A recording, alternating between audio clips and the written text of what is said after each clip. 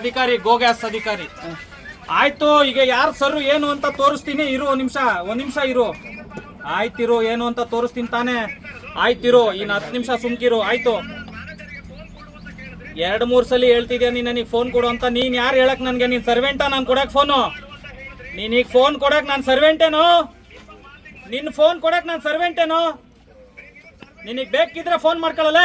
ನೀನ್ ಹೆಂಗ್ ಹೇಳ್ತೀಯ ನಮ್ಮನ್ ಸಮಸ್ಯೆನ AC ಗೆ DC ಕೊಡು ಅಂತ ಹೇಳ್ತೀಯಲ್ಲ, ಅಲ್ಲಿ ಕುತ್ಕೊಂಡು ನೀನು ನಿನ್ ಸಮಸ್ಯೆ ಕೊಡಕ್ ನಾವ್ ಅಲ್ಲಿ ಹೋಗ್ಬೇಕು, ನಿನಗೆ ಫೋನ್ ಕೊಡಕ್ ನಾನ್ ಬರ್ಬೇಕೇನಲ್ಲ? ನೀನೇನು ನಿನ್ ದಮ್ಮು ತಾಕತ್ತಿದ್ರೆ ಇಲ್ಲಿ ಬಂದ್ ಮಾತಾಡೋ. ನಿನಗ್ ದಮ್ಮು ತಾಕತ್ತಿದ್ರೆ ಇಲ್ಲಿ ಬಂದ್ ಮಾತಾಡಲ್ಲ. ನಾವ್ ಹೆಂಗ್ AC DC ತಾವ್ ಹೆಂಗ್ ಹೋಗ್ತೀವೋ ಹಂಗೆ ನಿನಗ್ ದಮ್ಮಿದ್ರೆ ಇಲ್ಲಿಗೆ ಬಂದ್ ಮಾತಾಡೋ. ನಿನ್ನ ಹತ್ರ ಮಾತಾಡೋ ಅವಶ್ಯಕತೆನೇ ಇಲ್ಲ. ಇಲ್ಲಿಗೆ ಬಾರೋ, ನಿನಗ್ ದಮ್ಮಿದ್ರೆ ಬಾರೋ. ಇವ್ನು ಹೆಂಗ್ ಗ್ಯಾಸ್ ಹಾಕ್ತಾನೆ ಇವತ್ತು ನಾನು ನೋಡ್ತೀನಿ. ಆಯ್ತಾ? ಜಾಸ್ತಿ ಮಾಡ್ಬೇಡ. ಹೆಂಗ್ ಗ್ಯಾಸ್ ಹಾಕ್ತೇನೆ ನಾನು ನೋಡ್ತೀನಿ. ಬಾರೋ ನೀನು. ಸರ್ ಈಗ ಸರ್ ಇದು ಏನ್ ಸಮಸ್ಯೆ? ಏನು ಸಮಸ್ಯೆ ಏನಿಲ್ಲ.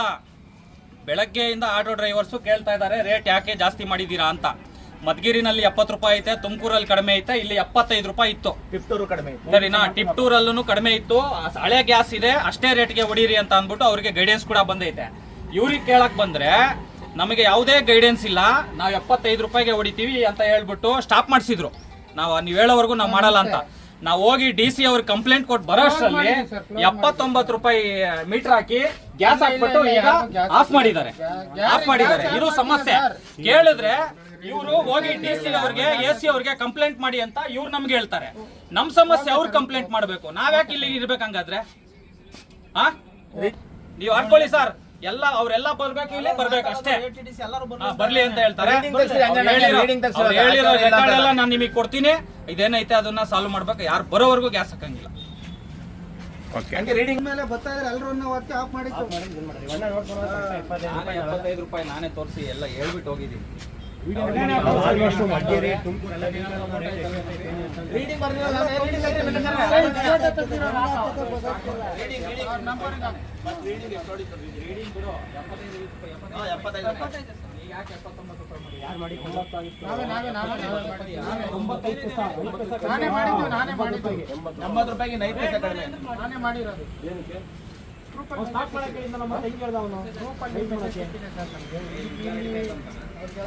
ಅಲ್ಲ ಸರ್, ಹೇಳೋದ್ರಲ್ಲ ಹಾಕ್ಲೇ ಬಿಡ್ತಂತ ಗ್ಯಾಸ್. ಹೆಂಗ್ ಯಾರಿಗೂ ಹಾಕಿಲ್ಲ ಸರ್.